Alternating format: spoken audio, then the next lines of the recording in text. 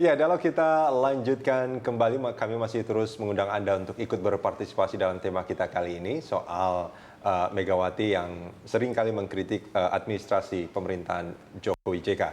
Masih bersama Emrus Siombing. Bang Emrus, ini kalau kita bicara soal hubungan Megawati dengan Pak Jokowi, terutama ya, karena yang sering disentil kan sebetulnya kan Pak Jokowi, meskipun bicaranya sebetulnya pemerintahan Jokowi JK. Kita ingat sebelum yang terakhir ini dulu juga pernah mengatakan bahwa presiden itu adalah petugas partai. Jadi harus mengikuti kebijakan partai. Kalau tidak mau ya udah keluar saja gitu. Itu kan pernyataan yang sangat keras gitu secara komunikasi gitu. Nah, ini sebetulnya hubungan antara Mega dengan Jokowi ini seperti apa? Baik, secara akademik memang hubungan antar manusia gitu ya.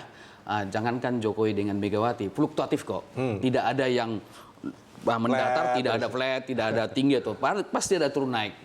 Tidak jauh beda dengan hubungan suami istri saya pikir ya. Hubungan suami istri juga ada mesranya, ada apa. Artinya apa yang hubungan dari komunikasi politik antara Megawati dengan Jokowi suatu hal yang lumrah, bisa ada fluktuatif sih itu ya. Awal-awal kita melihat bahwa persepsi publik berpandangan bahwa ada suatu hubungan yang tidak harmonis di antara mereka ketika ada kritik yang mengatakan bahwa petugas partai dan itu banyak itu. Bahkan menurut saya banyak di sosial media mengkritik Megawati ketika pada saat itu. Tetapi suatu hal yang menarik ketika kemarin, kebetulan saya salah satu yang diundang hadir di sana. Pada Rakernas kemarin? Iya, Rakernas kemarin. Saya ada di sana, saya melihat langsung bahwa hubungan mereka sudah sangat cair. Lambang nonverbal mereka sangat, menurut saya sudah sangat dekat. Tidak ada gap komunikasi lagi. Satu-satu simbol yang saya melihat, ketika pemotongan tumpeng Megawati dan dibuat semua, baru disendoki semua makanan, semua jenis-jenis makanan yang ada di situ. Artinya di situ maknanya adalah bahwa Megawati menunjukkan suatu hubungan yang harmonis dengan Joko Widodo. Tidak sekedar topong tumpeng langsung dikasih, tetapi semua, bahkan semua peserta memberikan suatu dukungan bahwa ini suatu simbol-simbol komunikasi, memang hubungan mereka sudah mulai mencair. Itu yang tapi kalau kita bicara soal politik itu kan umumnya mereka, saya melihat Bu Mega itu sebagai orang yang punya intelektual cukup tinggi gitu artinya mereka juga sangat paham dengan simbol-simbol gitu. Betul. Tapi hati orang kan nggak ada yang tahu sebetulnya Bang Emrus. Menarik. Jadi begini Bang, kalau kita melihat lambang komunikasi verbal dan nonverbal gitu ya, biasanya yang natural itu adalah nonverbal daripada yang verbal. Kalau verbal bisa kita rekayasa. Tapi nonverbal, senyum, cara berdiri, wajah dan pemberian makanan tersebut, Megawati sebagai katakanlah ketua partai, Megawati sebagai boleh dikatakan dulu yang membesarkan Joko Widodo, tetapi menyajikan kepada Jokowi sebagai presiden yang diundang pada saat itu. Nah ini menunjukkan suatu kecairan di antara mereka. Kecairan itu, simbol itu yang dilakukan oleh Megawati, apakah bentuk mencoba untuk dia mencoba untuk rendah hati artinya atau apa istilahnya ya? Artinya tidak mencoba untuk memaksakan kehendaknya sebagai sebuah rayuan lah supaya Jokowi mau mengikuti apa yang dia sampaikan, atau betul-betul murni bahwa ya itu yang tadi saya katakan bahwa dia mencoba untuk memposisikan sebagai orang yang dekat dengan Jokowi. Saya pikir kalau kita lihat sejarahnya, saya pikir ya bahwa ketika Jokowi dia masuk ke PDI Perjuangan, kemudian dicalonkan, mereka ini cukup sangat dekat sekali. Tidak mungkin PDI Perjuangan, tidak mungkin Megawati menandatangan. Itu kan karena desakan rakyat pada saat itu yang banyak mendukung Jokowi untuk jadi presiden juga. Nah ini menarik. Jadi banyak orang mempersepsi seperti itu, gitu kan? Hasil survei mengatakan itu. Banyak orang, artinya seolah-olah Megawati tidak setuju seperti itu kan? Tetapi ini politik Bang. Artinya memang dilepas kepada publik dulu untuk memberikan suatu penasaran terhadap publik. Apakah hubungan mereka tidak harmonis atau tidak juga? Gitu ya.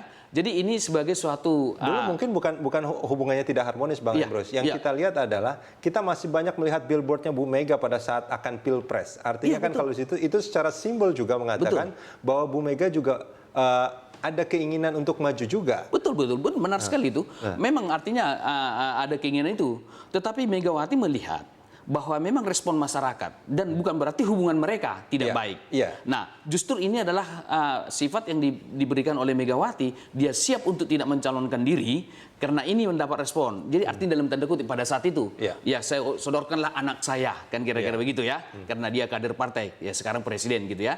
Nah, artinya suatu kebesaran hati Megawati memberi, bukan berarti hubungan mereka tidak baik dalam konteks itu, karena mereka ini selalu berkomunikasi bagaimanapun untuk mencalonkan seorang presiden. Saya pikir dialog itu sangat intensif. Ya. Tidak mungkin dialog itu hanya sekedarnya saja. Bahkan mereka itu suatu komunikasi yang sangat dekat sekali untuk membicarakan hal-hal ketika jadi presiden nanti. Ya, artinya kan itu bentuk kerendahan hati sebetulnya ya, mungkin bisa diartikan seperti atau apa betul, nama lainnya apa mungkin? Boleh jadi disebut sebagai kerendahan hati, tapi saya melihat suatu sifat kenegarawanan. Kenegarawatian.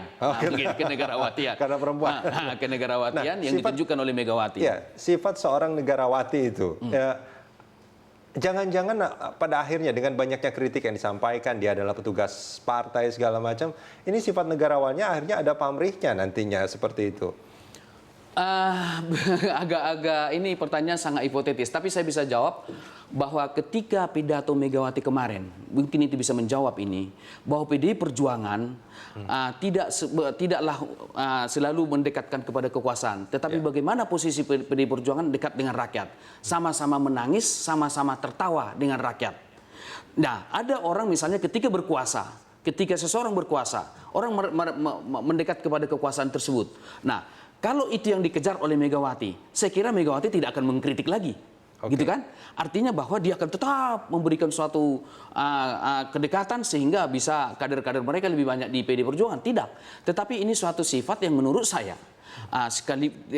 konsistensi dari Megawati menunjukkan bahwa kekuasaan itu tidaklah segalanya, tetapi rakyat adalah segalanya. Tapi pernyataan dia menunjukkan kekuasaan dia 43 tahun PDIP berdiri kokoh dengan dia sebagai ketua umum, bukankah itu sebetulnya menunjukkan sesuatu sebetulnya tentang keberhasilan kekuasaan dia sebagai ketua umum? Saya tidak setuju dengan keberhasilan kekuasaan, tetapi keberhasilan dia mengelola PDI Perjuangan, manage mengelola ya. Tapi kita harus lihat historisnya, Bang. Ketika Orde Baru dia ini kan korban dari pemerintahan yang begitu otoritarian, dan kita lihat peristiwa dulu yang di Menteng sana. Saya kira suatu hal yang harus diakui bagi PDI Perjuangan secara keseluruhan bahwa bagaimana leadership Megawati menyatukan PDI Perjuangan ketika juga mereka itu tak terbantahkan itu. Iya, tak terbantahkan saya pikir. Oleh karena itu, kan ini kembali lagi seperti Abang katakan tadi, dia sudah tua. Ini saatnya bagi Megawati untuk mempersiapkan pemimpin yang bisa sekelas dia.